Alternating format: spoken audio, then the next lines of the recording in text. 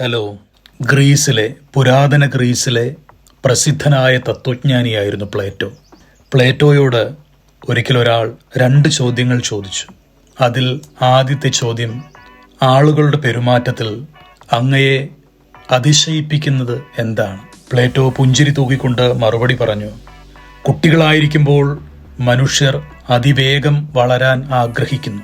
ആ ചിന്തയിൽ ബാല്യത്തിന്റെ സൗന്ദര്യം മുഴുവൻ അവർ നഷ്ടപ്പെടുത്തി കളയുന്നു. ആരോഗ്യം നഷ്ടപ്പെടുത്തിക്കൊണ്ട് പണം സമ്പാദിക്കുവാൻ മനുഷ്യൻ നെട്ടോട്ടമോടും. പിന്നെ ആ പണം കൊടുത്ത് ആരോഗ്യം നേടാമെന്ന് അവൻ അതിമോഹിക്കുന്നു. ഇന്നത്തെ ദിവസത്തെയും അതിൻ്റെ സന്തോഷങ്ങളെയും മനുഷ്യൻ മറക്കുകയും വരാനിരിക്കുന്ന നാളെയെക്കുറിച്ച് ഏറെ ആകുലപ്പെടുകയും ചെയ്യുന്നു. അവസാനം അവർ ഇന്നും ജീവിക്കുന്നില്ല, നാളെയും അവർക്ക് ജീവിക്കാൻ പറ്റുന്നില്ല. ഒരിക്കലും മരിക്കാൻ പോകുന്നില്ല എന്ന ചിന്തയിലാണ് മനുഷ്യൻ ജീവിക്കുന്നത്. എന്നാൽ അവൻ മരിക്കുന്നത് ഒരിക്കലും അവൻ ഈ ജീവിതം ജീവിച്ചിട്ടേ ഇല്ല എന്ന മട്ടിലാണ്. എന്തൊരു രസകരമാണല്ലേ പ്ലേറ്റോയുടെ ജീവിത നിരീക്ഷണം. എല്ലാ മനുഷ്യരും അങ്ങനെയാണ്. അവർ ജീവിക്കുന്ന ചുറ്റുപാടുകളിൽ അന്ന് സന്തോഷത്തിൽ അവർ ജീവിക്കുന്നില്ല. ആകുലതകൾ പേറി കൂടുതൽ നേട്ടങ്ങൾ ലക്ഷ്യമിട്ട് അവർ ജീവിതം ഇങ്ങനെ മുന്നോട്ട് കൊണ്ടുപോവുകയാണ്. പ്ലേറ്റോയോട് 2ാമത്തെ ചോദ്യം ചോദിക്കുന്നുണ്ട്, ഇതിനെന്താണ് ഒരു പരിഹാരം? പ്ലേറ്റോ മറുപടി പറയുന്നു, ആരുടെയും ഇഷ്ടമോ സ്നേഹമോ തേടി നീ ചെല്ലേണ്ട. സ്നേഹം നിന്നെ തേടി വരണം. സ്നേഹിക്കപ്പെടാൻ നീ നിന്നെ തന്നെ വിട്ടുകൊടുക്കണം.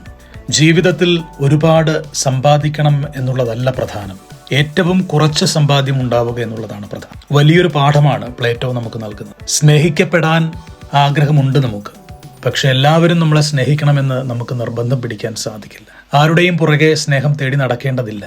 സ്നേഹം നമ്മെ തേടി വരുമ്പോഴാണ് അതിന് സൗന്ദര്യം കൂടുന്നത്, അതിന് ആത്മാർത്ഥത കൂടുന്നത്, അത് നമ്മിൽ സന്തോഷം ജനിപ്പിക്കുന്നത്.